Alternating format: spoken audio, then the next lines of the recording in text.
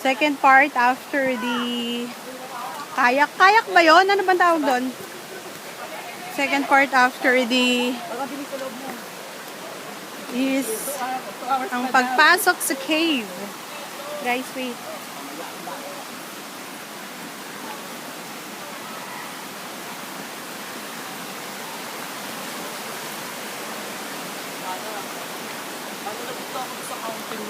Babae ko rin. Ang bilis na inagad eh. Diba? Ang inagad ko si Hana pang 7. Basta ako biglang si Hana. Pang ano na 10.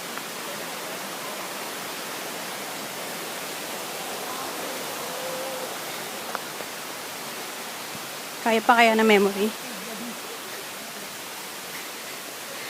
Grabe, super worth it. Thank you, Mayor. Libre.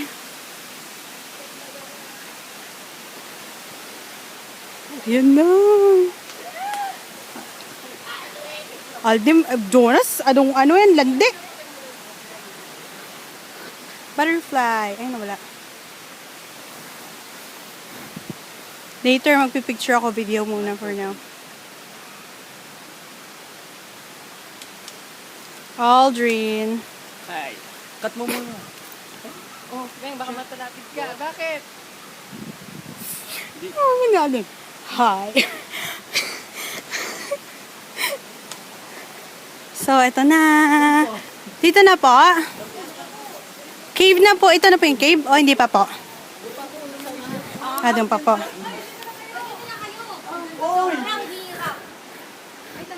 Ay, nauna na. Video. Hi kayo. Nakasabay niyo ba sila?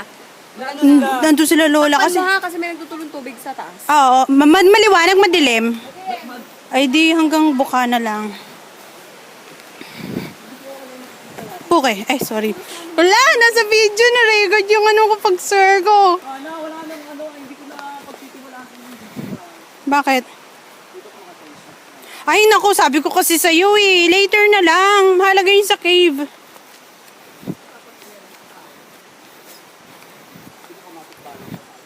Ano ka ba?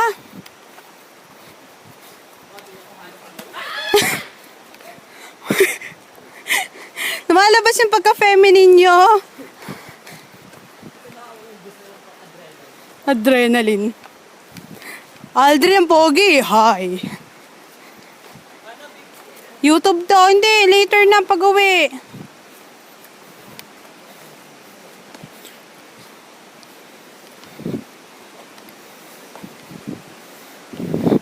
Okay. Pasok natin. Baka... Skip mo na lang. Baka madulas ka.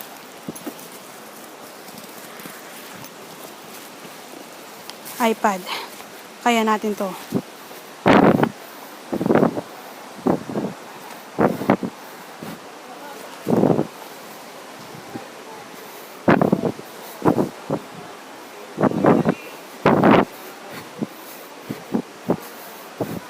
This is it, pansit!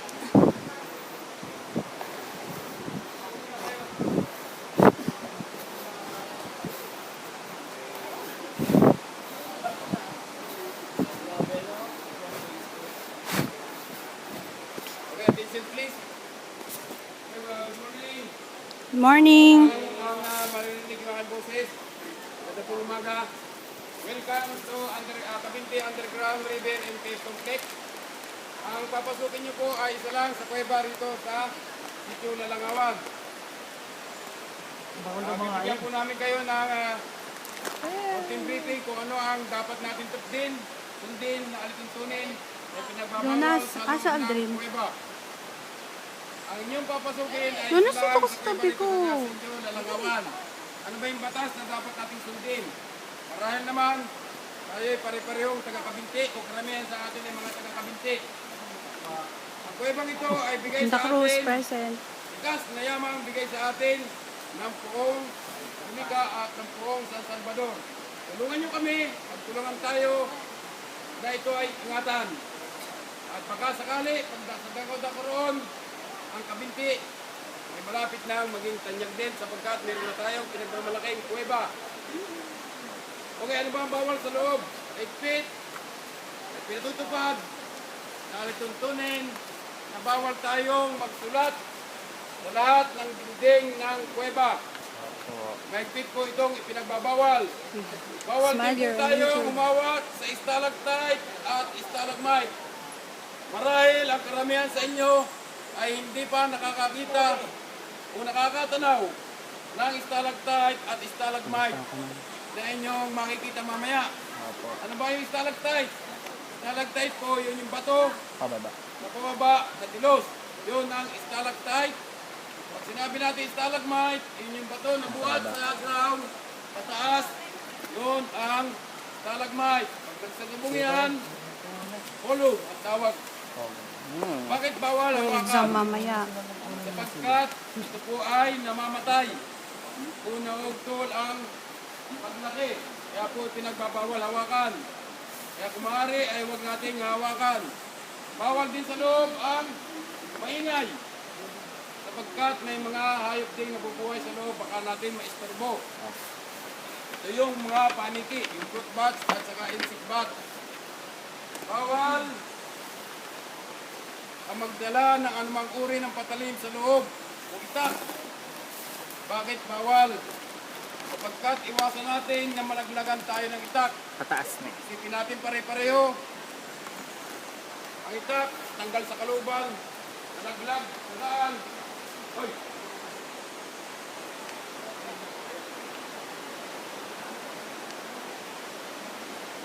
Mamaya. Kaya iwasan natin magdala ng itak para maapakan ng ating kapwa. Isipin natin, malayo na inyong lalakbayin pa uwi. Kung tayo may sugat ang paa, napakahirap. Natutupit din dito na bawal mag-uwi o kumuha ng anumang uri ng souvenir. Kumuha kayo ng bato, iuwi nyo ito ng souvenir. Bakit? Kayo, maniwala po kayo sa hindi. May pumasok dito sa loob ng kuweba, kumuha ng bato, pinapusunod bato, na anyaya. Kaya ho namang siguro mawawala sa atin kung natin tayo ay susunod. Kaya, expect po natin pinagbabawal ang kumuha ng anumang uri ng bagay sa loob. Bawal din po ang manigarilyo. Sapagkat dito po sa loob ay may naka-stop o may depostong guano. Kung yun ang sigarilyo, yun po ay may butane. Baka tayo mag-alab. Expect din natin pinagbabawal lalo tigit ang magkalat sa loob. Bawal na bawal po tayong magkalat sa loob. Meron po tayo mga tour guide o ispalangker na makikipatag po yung sumaba. Lahat po ay naka-uniforming kulay dilaw. Na kung ano ang kanilang binabatas o binibili sa inyo, ito po ay para sa inyo at para kayo ay aming ingatan. Kaya po sabihin niya, tayo po ay susunod. Opo. Number 1, ingatan po natin Mahaba ang pala yan. ating mga ulo. Sapagkat meron kayong papasukin sa kuwebang ito na ang taas lang ay untog na 3 feet. Baka kayo mauntog. Pagpasok nyo doon, kung alam nyo yung dako, kinakailangan mo. Manawak pa doon, Kayo ay manawak. magdako. Laki pa ng pasalan doon. Hindi pa lang maikot, madilim. Kaya ingatan po natin ang ating madilim po. Madilim. Mahina na yung ano. Papapasukin nyo po ay hindi para tayo namamasyal sa mall. Pagamat ang loob po ng kuweba ay aircon din. Hindi ko lang po alam kung kami ng tao sa loob kung naka-aircon pa. Kung nakita pa, kaya pa ng aming makina to. Aircon sa loob. Hindi pa Kaya yan, papapasok. kaya. At dubling ingat ang lagi namin tagbilin. Nasulat ako. Di ang balang di ko hanggang magaganda. Kaya lang wala akong ano, pwede kayo mag-picture doon. Ingat. Kaya wala madilim. Ingat kayo, madilim ako. Naumpog po kayo. Nauntog ako dito. Ingat kayo, maturi sa mga bato. Ay, Maganda talaga. maganda po. Mayroon naman kaya lang, siyempre, di mo maiwasan. Nandun na sila sa malayo-layo.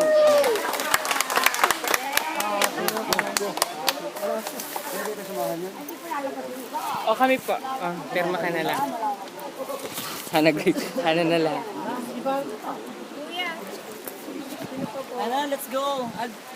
Kuya dito daw, kuya. Dito na po.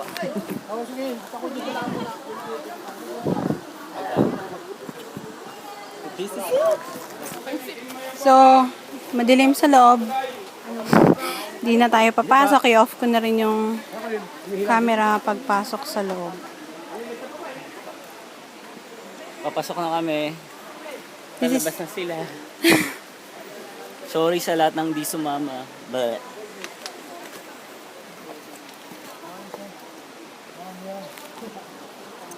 I'm so proud of this dirt. Yeah.